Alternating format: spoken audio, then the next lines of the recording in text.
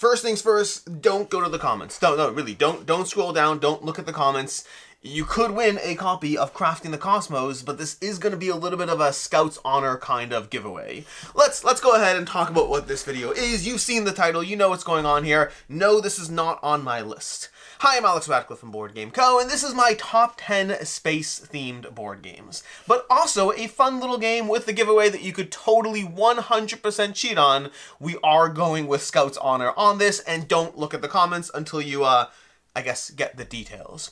Here's what we're going to do. I'm going to be going through my top 10 space-themed board games. A usual top 10 list. Well, not usual because we're doing this whole part of things, but a mostly usual top 10 list where I tell you my favorite space-themed games. But before I do, I'm also going to tell you about BoardGameGeek's top 10 space-themed board games because there are exactly 10 space-themed board games in, well, okay, exactly requires some context. There's almost exactly 10 space-themed board games in the BoardGameGeek top 100, which means 10% of the top 100 games on BoardGameGeek are space-themed. There are some asterisks to that number, and also it might depend on what you personally count as space-themed. I didn't go by their tags, I went by me just scrolling through the top 100. So what I'm going to do is I'm going to tell you BoardGameGeek's top 10 space-themed board games. Then you can pause because I'm going to ask you a question about how many of, well, you know what, let's go ahead and start with the BoardGameGeek top 10 space-themed board games. Then we'll get to the question and how you win this copy of Crafting the Cosmos. Played a few times, pretty good game. You can check out my review of it. No, it's not in my top 10 space board games. No, it's not in BoardGameGeek's top 10 space-themed board games, but it's still a fun game. And we'll get to that giveaway part a little bit in the video. Or you can just jump there with timestamps. Timestamps are going to be, oh, you can't look at the timestamps either. I lied. Don't look at the timestamps either. That will also give things away and kind of ruin the whole Scout's Honor kind of situation. So you might just have to either properly watch this video or alternatively lie to me in order to be eligible for this copy. And hey, it's Crafting the Cosmos. It's like what, a $40, $50 game? I don't think it's worth lying to me, but like, you know, you do you. Anyways, with that, what are BoardGameGeek's top 10 space-themed board games? Going from 10 down to 1, number 10 is coming in at Race for the Galaxy, coming in at 84 out of BoardGameGeek's top 100 games. No, I'm not going to be doing the count for each of these, but like 84 is where it caps out. So Race for the Galaxy, delightful game. We have, well, you know what, I can't actually give commentary on any of these. Well, I'll just say delightful game, but no, I'm no commentary. Race for the Galaxy. Race for the Galaxy is the number 10 on BoardGameGeek's list. Number 9 is The Crew Quest for Planet 9. Number 8 is Seti, which is a recent addition to their top 10 space-themed board games. Technically speaking, Seti I think is the newest one out of the top 10, and a quick rise it has been.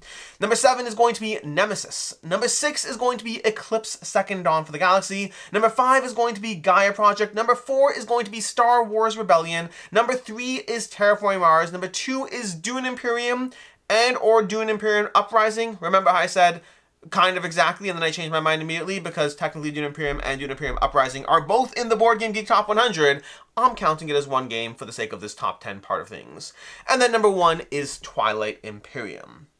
Those are BoardGameGeek's top 10 space-themed board games with minimal commentary for myself because that's important for the giveaway part of things. So here's the giveaway. Here's the question you can answer. It's a fun little game that also happens to result in one person winning a copy and the rest of you just feeling like you won or you really know me and or the channel and any of that things. In my top 10 space-themed board games, which I'm about to get into right about now, 3 of those overlap with the BoardGameGeek top 10 space-themed board games. I have 3 overlaps. If you can correctly guess which 3 of the top 10 BoardGameGeek space-themed board games, and yes, I will repeat them in a second, if you can guess which 3 of mine overlap with theirs, and you don't need to get any orders right, you just need to be like, oh yeah, from the BoardGameGeek top 10, those 3 are the ones that Alex would have in his top 10. If you correctly get that, you are going to be entered into a pool of people who I will randomly pick out one of you to win Crafting the Cosmos. So yeah, in addition to the whole Scout's Honor thing, you also have to be lying for even just a chance of winning. That's really, really not worth it. Like your morals, your ethics, your code of conduct's got to be worth more than that. But that's basically the contest. So once again, the top 10 space-themed board games on BoardGameGeek, of which I share 3 of them, are going to be Race for the Galaxy, The Crew Quest for Planet 9, Seti, Nemesis, Eclipse Second Dawn for the Galaxy, Gaia Project, Star Wars Rebellion, Terraforming Mars, Dune Imperium and or Dune Imperium Uprising, and then Twilight Imperium. You can pause the video, submit your guesses. This is where you can go ahead, make sure you got those numbers right, make sure you got those titles right, go to the comment section and submit your 3 guesses. And with that, oh, and giveaway stuff. Giveaway, same thing I usually do. I will cover shipping domestically. That means to the US, I will cover shipping. Internationally, I will cover up to $15 of shipping if you want it. And if you don't want it, I'll just send you the $15, and you can at least get that if nothing else. So at least you get something out of things. Anyways, with that, with this Office Dog, not really, I was going to say Office Dog sponsored giveaway. This is not an Office Dog sponsored giveaway. Office Dog is their game, but nonetheless, with that, we are going. I feel like that's too aggressive. I was going to do a big drop, and I was like, that's too aggressive. Small drop, small drop. With that, we can go ahead and dive into my top 10 space-themed board games. But before we do, because this wouldn't be a Board Game Co. video if it didn't take 7.5 minutes to get to the start of the subject, the first thing I'm going to do is I'm going to give 3 special mentions. By the way, your guesses are locked. At this point, if you keep watching, you're not eligible for the giveaway. So pause this video if you want to do the whole giveaway stuff. Anyways, now you're back. Now that you submitted your guesses, let's go ahead to the rest of this. And the rest of this is the 3 special mentions. 3 special mentions. Special mention number 1 is going to go to Terraforming Mars Ares Expedition, because it's a cool game. It's a special mention. It's just I think it's really good, but I also like it's not really Terraforming Mars, so I'm not going to count. I'm not going to count it as like Dune Imperium and Dune Imperium Uprising, but also at the same time, it's still pretty good. So it gets special mention just for being Terraforming Mars adjacent. Special mention number 2 goes to Beyond the Sun, which would probably be here, except for the fact that I prefer Beyond. Oh my gosh, I should know the name of this. Beyond the something. Beyond the, what's the new one called? Beyond the Horizon, that's what it's called. Beyond the Horizon. I prefer Beyond the Horizon from Beyond the Sun. Both great games. I think Beyond the Horizon does it slightly better. Neither one is perfect. And then third special mention goes to the Crew Quest for Planet 9, which would totally be here, but for me, I prefer the Crew Mission Deep Sea, which is not space-themed, even though the Crew Quest for Planet 9 is space-themed, and they're basically the same game, but I wasn't sure whether to include it or not, so the Crew Quest for Planet 9, not counted, only because the Crew Mission Deep Sea is the one that would be counted. I'm realizing also that particular one is a little unfair for the giveaway conversation because technically, if you know that I like the Crew, you might have put it there thinking that was a good overlap. I hear you on that. Here's the closest thing I can do. If no one actually guessed correctly, people who guessed the Crew Quest for Planet 9 are going to be eligible instead. But if people guess correctly, I'm sorry. Terms are what they are. Anyways, with that, my top 10 space-themed board games, starting off with number 10, and probably the newest, no, not the newest to this list. The second newest to this list is going to be Galactic Cruise, coming in at number 10. Galactic Cruise from Kinson Key Games knocked it out of the park as a first-time publisher, doing an incredible job with a very Vital Lacerda-styled game, but not actually Vital Lacerda, with a giant big box illustrated by Ian O'Toole and a delightful worker placement mechanism that has you sending off your various spaceships into space, taking fast passengers onto your cruise. It is one of those games that is very crunchy, has a lot going on, but it all comes together incredibly satisfyingly, I think that's a word. It comes together with an incredibly satisfying gameplay in which you're going to be constantly placing out your workers, being mindful of the chains you can connect as you upgrade everything and gather resources and upgrade your ships and gather passengers. A very satisfying Euro puzzle of an experience that is, I think I can't say satisfying again. It's legally binding. I can't say satisfying again. So Galactic Cruise is my number 10. My number 9 is going to be Last Light. Last Light over here, from designed by Roy Canada, put out by Grey Fox. This is a 4X light, a faster-paced 4X game. A game that gives you the 4X experience in an hour. Obviously, it does not give you the full 4X experience. This is not going to be any Twilight Imperium. Not that I've ever played Twilight Imperium. If you guessed one of those, that's...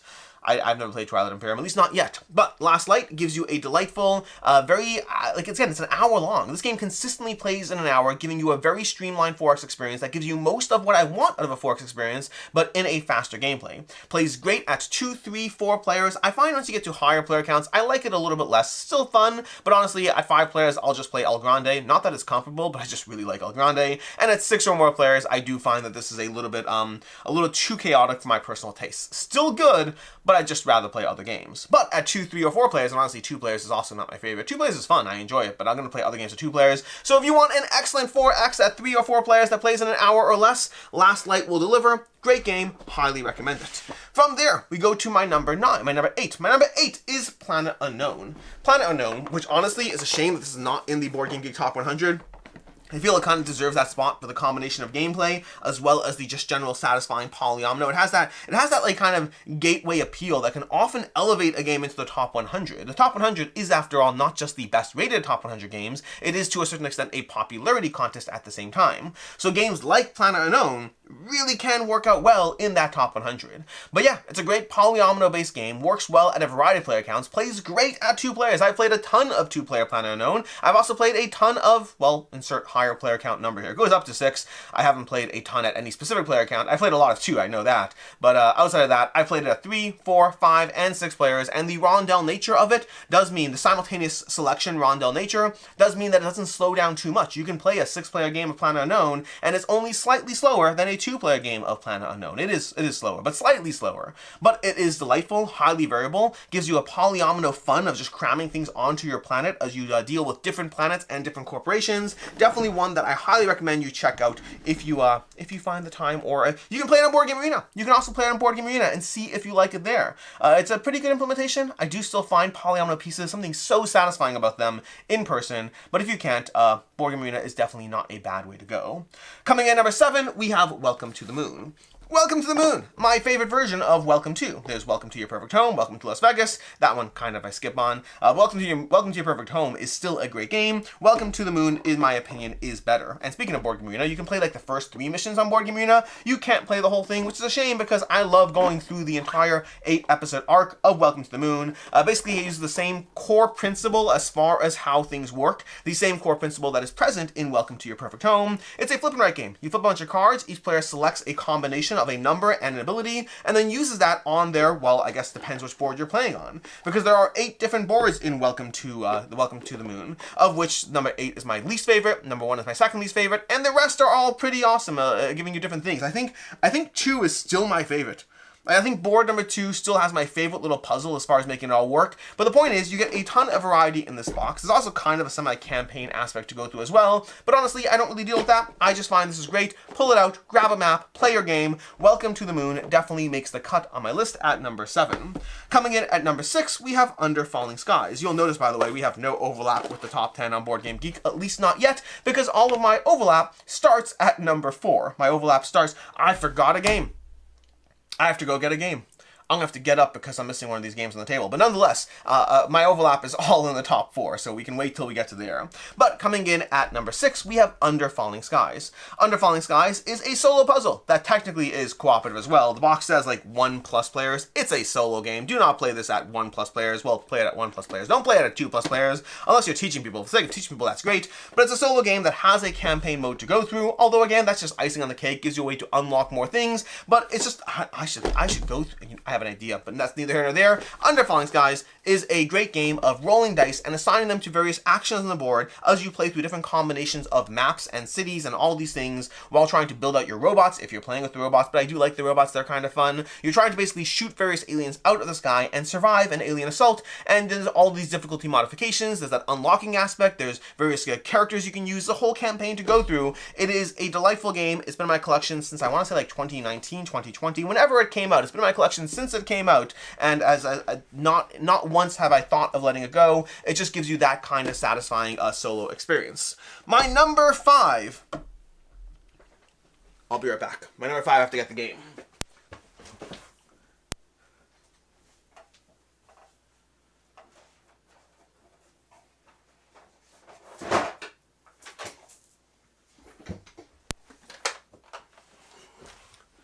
My number 5. I grabbed the smaller box because I just want to get it quickly. My number 5 is Xia Embers of a Forsaken Star. No, that's not true. Xia Legend of a Drift System. This is the expansion over here. For some reason, I forgot to grab that box when I was grabbing all these other boxes, and I thought that would be a shame to miss out on that one. Xia Legends of a Drift System is, oh my gosh, it's one of the only pick up and deliver games I actually like.